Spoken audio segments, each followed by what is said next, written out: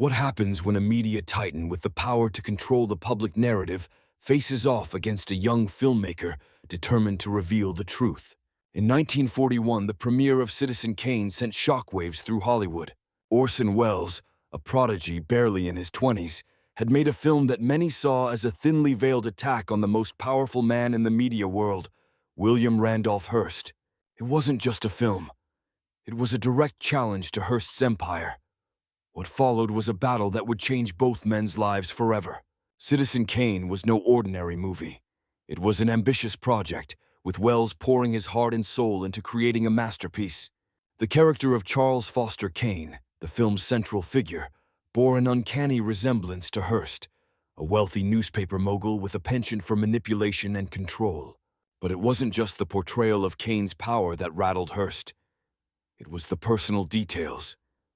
The failed relationship with a singer mirrored Hearst's own romance with Marion Davies, an actress whom he adored, but who was widely believed to lack true talent. The parallels weren't lost on Hearst. For him, this wasn't just a movie, it was an insult, a direct attack on his life, his legacy, and his love. And Hearst was not the type of man to let an insult slide. He saw red, and a feud ignited that would shake Hollywood to its core. Hearst had built an empire of newspapers and radio stations. His reach was vast, his influence unmatched. When he realized Citizen Kane was based on his life, he used every bit of that power to stop it. Hearst's newspapers refused to run ads for the film. He allegedly pressured theater owners to ban it from being shown, offering to buy every copy and destroy it before it ever reached the public. Stories circulated that he even tried to bribe RKO Studios, the film's distributor, to burn the negatives entirely. It was more than just money and power. It was about reputation, image, and control. Hearst had crafted a carefully controlled public persona, and Welles had shattered it in 2 hours of film. Behind the scenes, Hearst's machine worked tirelessly to bury the movie, and with it, Welles' career. There were whispers of blackmail, threats, and quiet offers to anyone who could sabotage the film. But Orson Welles, young and fearless, wasn't about to back down. Though his creation was under attack, he embraced the fight. He knew that Citizen Kane was controversial, and he leaned into the scandal. He painted himself as the rebel artist, standing against Hearst's tyranny. Hollywood was split. Some rallied behind Welles, admiring his courage to go against the most powerful man in media. Others, too afraid of Hearst's wrath, stayed silent, or even actively worked against Welles, fearing what crossing Hearst could mean for their own careers. The battle wasn't confined to boardrooms or Hollywood offices. It spilled into the public arena.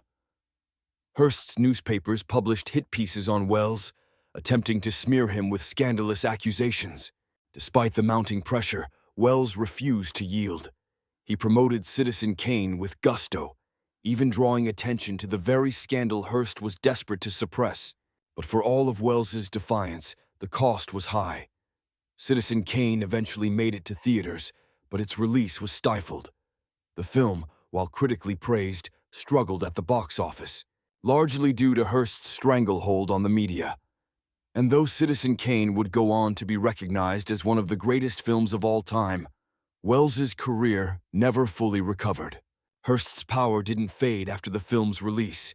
It followed Welles, casting a long shadow over his future projects. Hearst never directly confronted Welles in court. He didn't need to. His influence was felt in the quiet destruction of Welles' opportunities.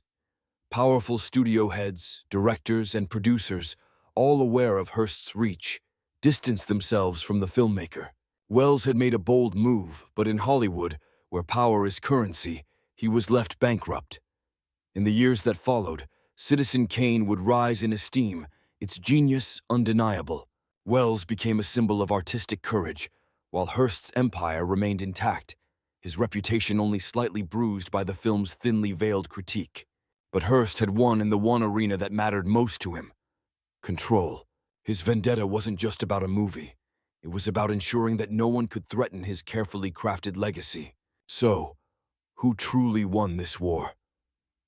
On the surface, it seems like Welles, whose film continues to be revered decades later, triumphed in the long run.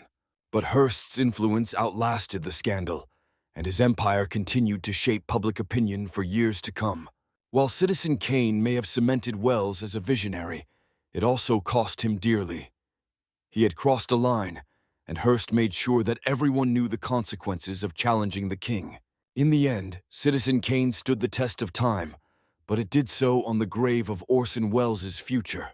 Hearst's empire buried the truth and Welles' potential beneath its immense power. The battle between Hearst and Welles wasn't just about a film.